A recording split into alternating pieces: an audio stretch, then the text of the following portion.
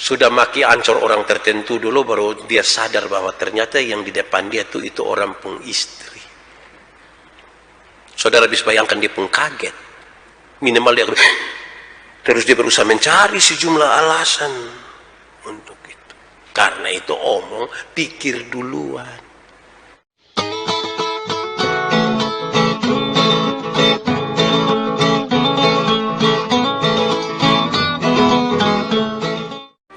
Saudara-saudara, mari kita berdoa untuk pemberitaan firman Tuhan.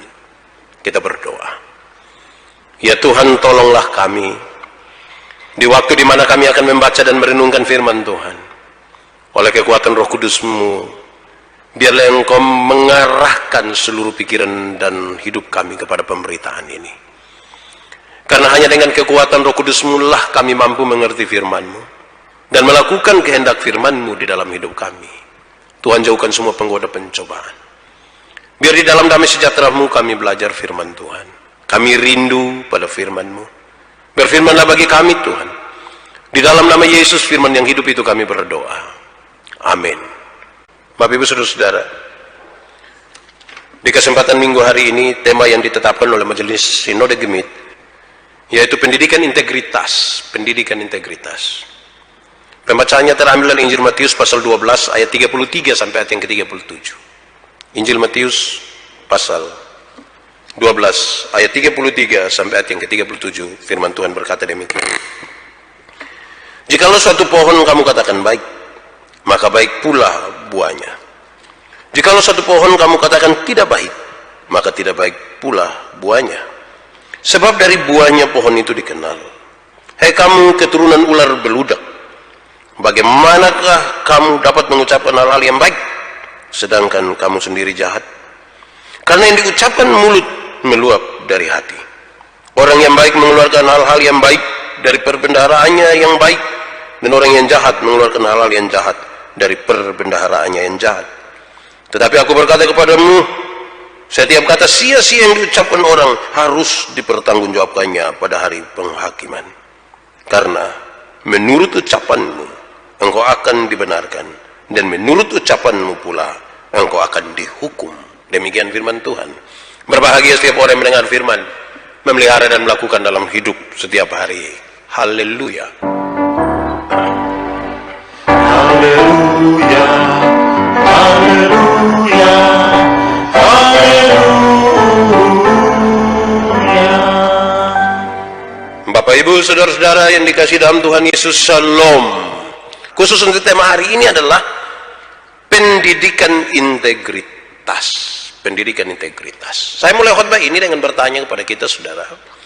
Pernahkah saudara bertemu dengan orang, berjumpa dengan orang, hidup bersama-sama dengan orang yang tindakannya tidak sesuai dengan kata-katanya, yang kata-katanya tidak sesuai dengan tindakannya? Pernah? Ya, pernah. Dia juga mungkin bukan orang-orang yang jauh dari kita. Dia bisa saja orang-orang dekat, bisa suami, bisa istri, bisa pacar, bisa pimpinan, bisa bawahan. Kata-kata tidak sejalan dengan tindakan, tindakan tidak sejalan dengan kata-kata. Kita jumpai itu di mana-mana. Bahkan itu bisa terjadi juga pada kehidupan orang-orang beriman, oleh orang-orang percaya. Lalu kalau memang saudara pernah menemukannya, pertanyaannya yang lebih kira-kira begini: apa yang akan saudara katakan? Atau dalam pengalaman saudara, waktu berjumpa dengan orang yang berkata lain dari perbuatannya, apa yang ingin saudara katakan? Atau yang sudah pernah saudara katakan? Kesimpulan kecil apa yang ingin saudara nyatakan? Saya catat 4. Mungkin saudara akan mengatakan lebih dari itu, tapi saya catat 4. Pertama, kalau ada orang yang tindakannya berbeda dengan kata-katanya, kemungkinan besar gila. Ngomong lain, bikin lain. Ya gila. Atau yang kedua, saudara-saudara, munafik. Munafik. Tahu munafik kok? Nah, coba angkat tangan yang munafik. Ada duduk dekat saudara. Atau yang ketiga, saudara-saudara mungkin tidak paham sesuatu. Orang kalau tidak paham sesuatu, dia bisa berkata sesuatu yang tidak pas dengan keadaan atau situasi. Tindakannya pun pasti berbeda. Atau yang keempat, saudara-saudara, adalah orang yang berkata lain, berbeda dengan tindakannya, seringkali dilihat sebagai sebuah tindakan yang memalukan. Orang tua, teman, atau siapapun kadang-kadang bilang begini, bikin malu-malu saja. Orang seperti ini kok kamu buat begini. Ya, kira-kira begitu. Ketika kita berhadapan dengan orang-orang yang kata-katanya berbeda dengan tindakannya. Tema tentang pendidikan integritas. Mestinya kita pahami dulu apa itu pendidikan, apa itu integritas. Secara singkat, saudara-saudara, saya ingin menyatakan kepada kita bahwa pendidikan itu artinya memelihara dan memberikan latihan-latihan. Pendidikan itu berkaitan dengan memelihara dan memberikan latihan-latihan. Dengan maksud supaya dengan memelihara, memberikan latihan-latihan, orang yang tidak bisa itu menjadi bisa, yang tidak tahu jadi tahu. Dia makin untuk sesuatu. Jadi kalau bicara tentang pendidikan, itu bicara tentang pemeliharaan, bukan sekedar mengajar, tetapi dia sementara memelihara untuk sesuatu sekarang dan juga masa depan, disertai dengan latihan-latihan. Lalu apa itu integritas? Kalau lurus-lurus saya baca dari kamus, integritas itu artinya sifat atau keadaan yang menunjukkan kesatuan yang utuh, sehingga memiliki potensi dan kemampuan yang memancarkan kewibawaan dan kejujuran. Ini kualitas kehidupan yang menunjukkan kesatuan yang utuh. Apa yang utuh? Yang utuh antara pikiran, perkataan, dan perbuatan. Itu kemudian akan memancarkan kewibawaan dan kejujuran. Jadi kalau kita gabung dua kata tadi, pendidikan dan integritas, pendidikan integritas, maka itu berkaitan dengan sebuah tindakan, memelihara, melatih, dan kemudian diharapkan yang dilatih dan diajar itu memiliki sebuah atau menunjukkan sebuah kesatuan yang utuh dalam pikiran, perkataan, dan perbuatan, memancarkan sebuah kewibawaan dan kejujuran. Saya kira ini menjadi catatan awal dari khotbah ini. Selanjutnya, saudara-saudara, kita membaca tadi Matius pasal 12 ayat 33 sampai 37 dengan latar belakang yang ada di dalam teks itu. Langsung kalau kita baca dari ayat 22, Yesus dan Beelzebul. Saudara, ini menarik. Kenapa? Karena Tuhan Yesus menyembuhkan orang tuli dan bisu karena pengaruh roh jahat. Dalam kisah sesungguhnya begitu. Ada orang kerasukan roh jahat, membuat dia tuli bisu. Tuhan Yesus menyembuhkannya. Saudara, ketika saudara lihat ada keadaan begitu di mana orang yang sakit ditolong, apa sesungguhnya yang ada dalam hati saudara? Apa yang ingin saudara katakan kepada orang lain? Syukur, puji Tuhan, luar biasa. Saya kira itu yang paling banyak dikatakan. Apalagi ini yang Yesus lakukan sebagai sebuah bentuk kemenangan atas kuasa jahat. Tapi apakah semua orang yang melihat itu kemudian mengatakan sama dengan pikiran saudara tentang syukur, puji Tuhan? Tidak. Justru ketika Yesus menyembuhkan ini, orang terjadi pro kontra malah. Ada yang setuju, ada yang tidak setuju. Ada yang bilang baik, ada yang bilang tidak baik. Ada yang suka, ada yang tidak suka. Lalu dasarnya ada di mana, saudara-saudara? Dasarnya adalah karena tidak paham. Ahli Taurat, orang-orang Farisi, dan bahkan keluarga Yesus menyebutkan bahwa Yesuslah yang kerasukan roh jahat. Ini kan bermasalah, saudara-saudara. Ini hal yang berbahaya ini. Hal yang saya kira tidak gampang. Untuk mereka harusnya cepat-cepat ambil kesimpulan begitu. Ini hal yang saya kira terlalu bahaya. Para ahli Taurat dan orang Farisi baru saja mengatakan satu hal yang mengerikan tentang Tuhan Yesus. Sikap dari Tuhan Yesus itu, ini menjadi sesuatu yang dipertentangkan oleh ahli Taurat, oleh orang Farisi. Nah, saudara-saudara, lalu bagaimana sikap Yesus ketika mereka menentang itu? Yesus ingin menyatakan sesuatu sebagai pesan, bukan saja bagi mereka, tetapi bagi kita semua yang hari ini ada. Saya catat 1-2 hal untuk kita renungkan. Keadaan hati manusia dapat dilihat dari kata-katanya. Ini yang Yesus mau katakan. Ini sekaligus untuk memberi jawab terhadap tema ini. Keadaan hati manusia dapat dilihat dari kata-katanya. Pohon yang baik itu dilihat dari buahnya. Karena itu kalau buah itu baik, pohon itu pasti baik. Kalau pohon itu tidak baik, buahnya tidak baik. Kata-kata yang baik menunjukkan bahwa pohon itu baik. Kalau kata-kata tidak baik, pohon itu tidak baik. Bagaimana kaitan dengan orang Farisi dan ahli Taurat ini? Mereka baru saja mengatakan sesuatu yang mengerikan tentang Tuhan Yesus. Dari ketidaksukaan mereka dan dari ketidaktahuan mereka. Saudara-saudara, coba periksa apa yang kita katakan selama ini. Coba cek. Yang kita omong itu bahasa-bahasa baik atau tidak? Atau justru yang kita katakan itu bahasa-bahasa yang tidak baik? Penuh penipuan, penuh dengan berbagai-bagai hal untuk menarik perhatian tanpa memperhitungkan banyak nilai. Orang-orang yang seperti ini tidak punya integritas yang baik. Integritas itu, saudara, tidak sekedar berurusan dengan kalau saya suruh bukan itu. Bukan itu saja.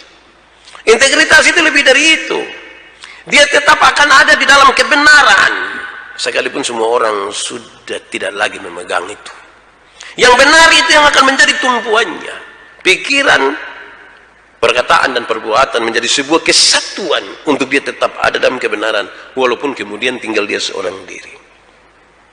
Kata-kata yang keluar itu kemudian menunjukkan siapa diri kita, berintegritas atau tidak berintegritas. Tapi dalam tema pendidikan integritas, saya ingin mengatakan bahwa integritas itu bukan sesuatu yang dibawa langsung waktu kita lahir. Tidak. Itu hasil dari belajar. Itu hasil dari latihan. Itu hasil dari didikan. Kalau sejak awal kita tidak melatih, kita tidak mendidik, tidak mengajarkan tentang integritas, itu mustahil kita atau anak-anak kita hidup dengan integritas yang kuat. Pertama. Bagian yang kedua saya ingin sampaikan, saudara-saudara, bahwa setiap orang mestinya bertanggung jawab atas ucapannya. Setiap orang mesti bertanggung jawab atas ucapannya. Kita ini kan manusia, ketemu banyak orang, berjanji untuk banyak orang, berjanji untuk Tuhan, berjanji untuk diri sendiri, berkata-kata di hadapan banyak orang, berkata-kata untuk 1-2 orang, dan setiap orang mesti bertanggung jawab atas ucapannya.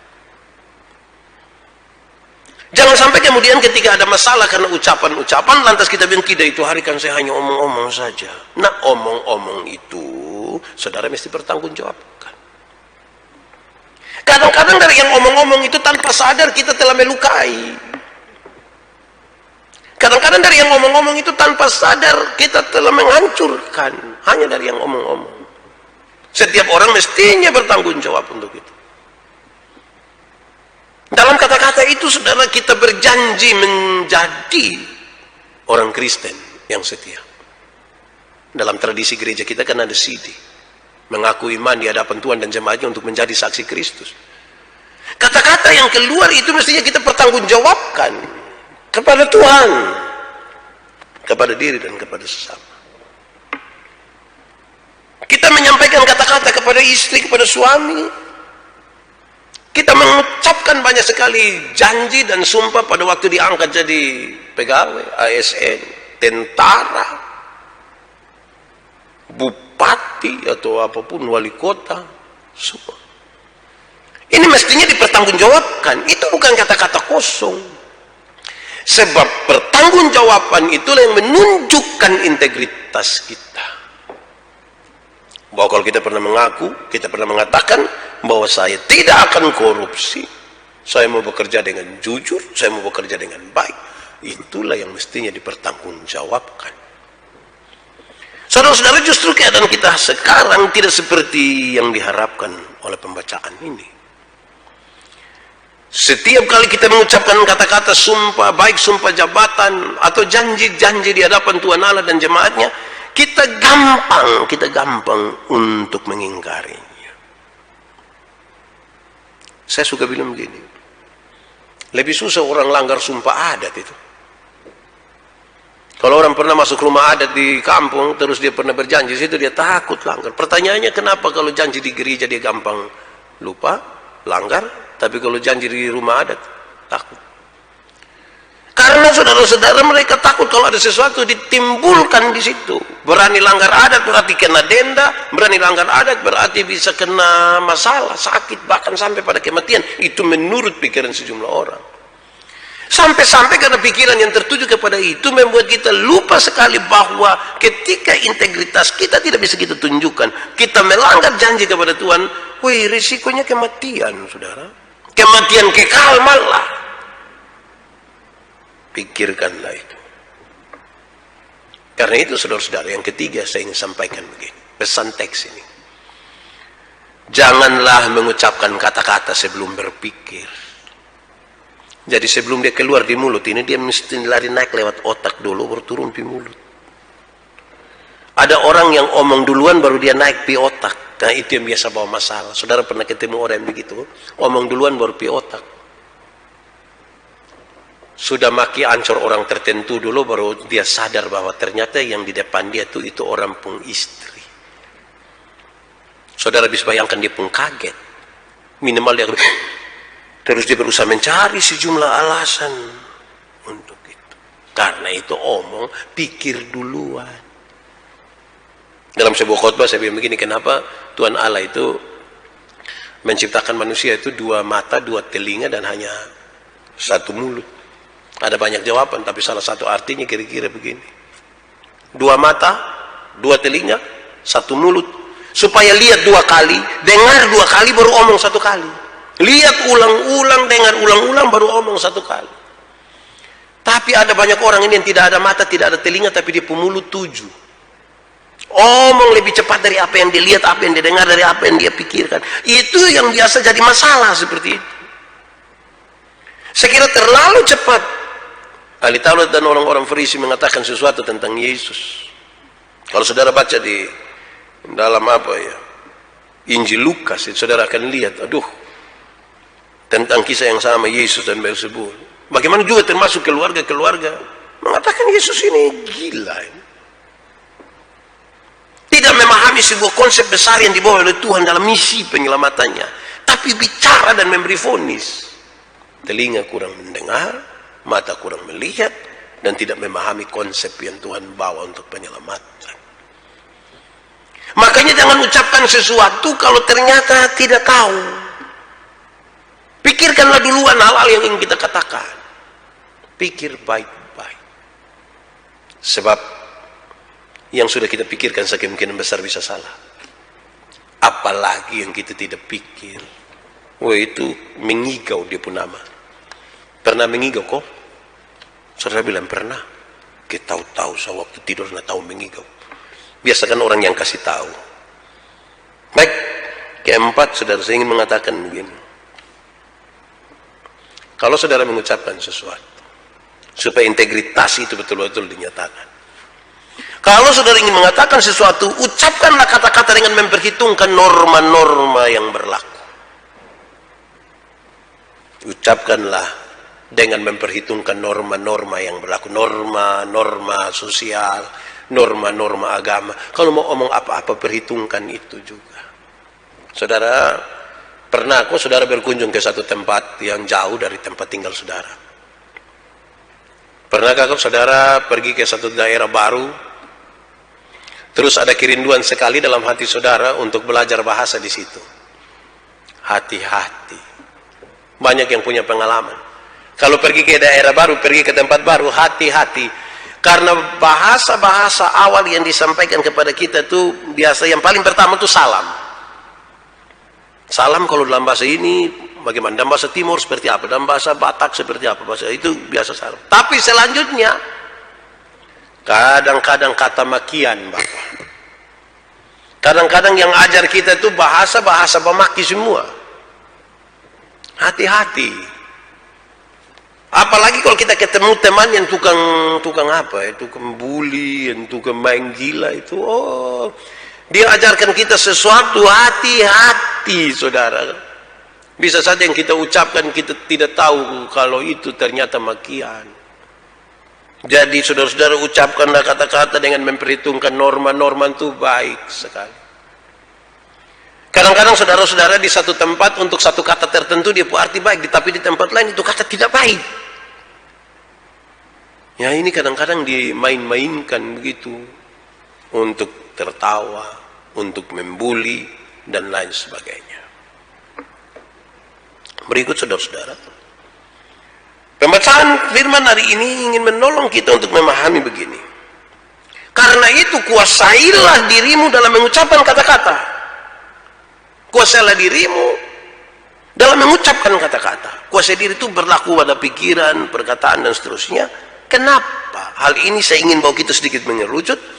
Karena sebagai manusia kita suka berjumpa dan sering sekali berjumpa dengan situasi-situasi yang berbeda-beda. Ada situasi yang aman, tapi ada situasi yang penuh dengan kemarahan. Kita seperti mut-mutan begitu. Ada mood bagus dan ada yang tidak bagus. Dalam situasi yang berubah-ubah lagi, apalagi penuh dengan perubahan cuaca lah begini, anomali cuaca. Ada yang marah, ada yang benci, ada yang dendam, ada yang sakit, ada yang macam-macam dia punya keadaan. Kuasailah dirimu dalam mengucapkan kata-kata. Kuasai pikiran, kuasai segala macam. Sebab kalau kita sementara emosi yang meluap-luap baru dipaksa bicara, itu kita bisa bicara dengan bermasalah sekali.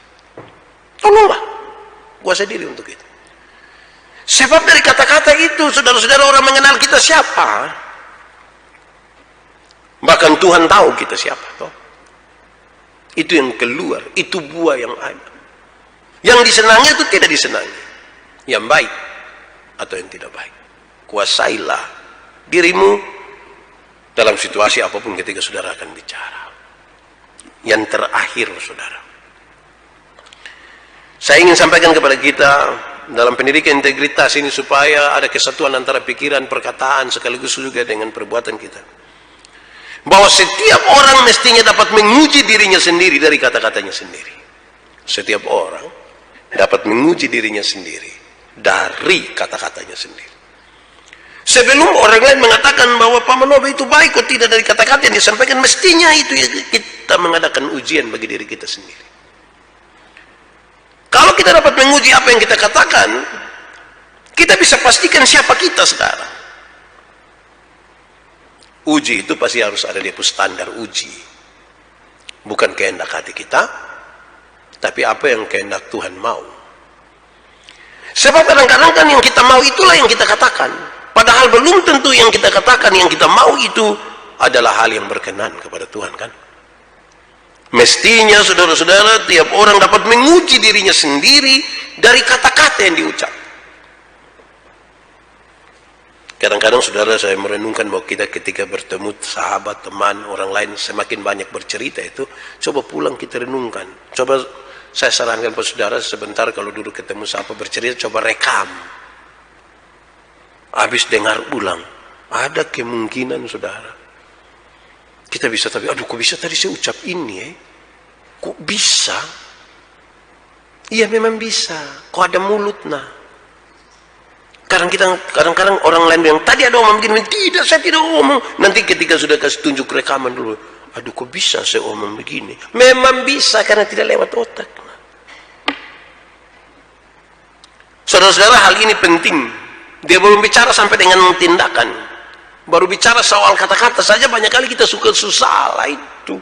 Apalagi kalau nanti sampai pada soal-soal praktis, sampai pada tindakan-tindakan nyata. Tuntutan ini sebuah tuntutan yang tinggi karena kualitas kita ada pada kesatuan antara pikiran, perkataan dan perbuatan kita. Jadi kalau kita bicara tentang integritas, kita bicara tentang kesatuan itu yang akan menunjukkan kualitas kita. Dan ini sebuah hasil dari mendidik, pendidikan, belajar dan lain sebagainya. Jangan lupa saudara bahwa hal ini penting karena Tuhan menghendaki setiap orang yang dapat mempertanggungjawabkan semua yang keluar dari mulutnya, semua yang keluar dari mulut. Bayangkan kalau yang keluar dari kita mulut itu hanya tipu. Bayangkan kalau yang keluar dari kita mulut itu hanya yang penuh dengan makian. Saya kira itu akan jadi masalah besar bagi kita. Mari pikirkan satu hal, saudara-saudara. Untuk soal ini. Tentang integritas. Apakah kita memang ada di jalan itu? Ingat sekali lagi, ini hasil dari apa yang kita belajar. Apapun yang keluar. Termasuk kata-kata kita. Apa yang tersimpan di dalam hati kita. Karena dari yang keluar itu orang mengenal apa yang ada di dalam hati. Tuhan memberkati kita. Amin. Nituloy kan juga materi, nuale masih yang di